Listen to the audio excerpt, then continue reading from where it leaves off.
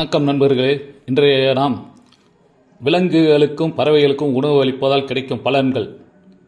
வாயில்லா ஜீவன்களான பறவைகளுக்கும் விலங்குகளுக்கும் உணவு அளிப்பதனால் எண்ணற்ற பலன்கள் நமக்கு கிடைக்கும். இந்த பதிவில் எந்த விலங்குகளுக்கு பறவைகளுக்கு உணவளித்தால் என்ன பலன் கிடைக்கும் என்பதை காண்போம்.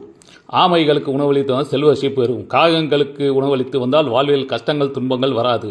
நம் முன்னோர்களின் ஆசை கிட்டும். குரங்குகளுக்கு உணவளித்து வந்தால் அகால மரணம் விபத்துகள் நேராது.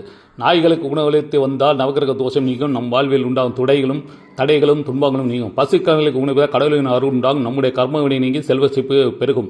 மீன்களுக்கு உணவிட்டால் சகல தோஷங்களும் பாவங்களும் நீங்கும். புறாக்களுக்கு உணவு பழிவு மூலமாக பூர்வ ஜென்ம சாபம் நீங்கி செல்வ செழிப்பை பெற முடியும். கிளிகளுக்கு உணவளிப்பதன் மூலம் நமக்கு நல்ல ஞானம் படிப்பு புத்தி கூர்மை வளரும் என்று சொல்லப்படுகிறது.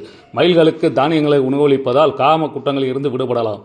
மைனாவிற்கு உணவளிப்பதால் குடும்பத்தில் தம்பதியினருக்கிடையே ஏற்படும் மன வேற்றுமை அகலும். அணில்களுக்கு உணவளிப்பது வருவதன் மூலமாக காதலில் வெற்றி கிட்டும். எறும்புகளுக்கு உணவளிப்பதன் மூலமாக கர்மவினை சாப பாவங்கள் தீரும். எருமைக்கு உணவளிப்பதால் அகால மரணம் துர்மரணம் நோய் வந்து மரணம் போன்றவை உண்டாகாமல் காக்கும்.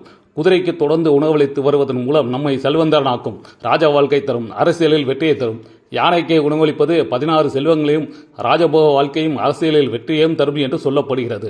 பாம்பு புற்றுக்கு பால் வார்த்து வந்தால் திருமண தோஷம் நீக்கும். கழுதைகளுக்கு உணவளிப்பதன் மூலம் நியாயமான வழியில் செல்வம் சேரும். கடுமையான சர்ம நோய்களை வீரியம் குறையும் என்று சொல்லப்படுகிறது.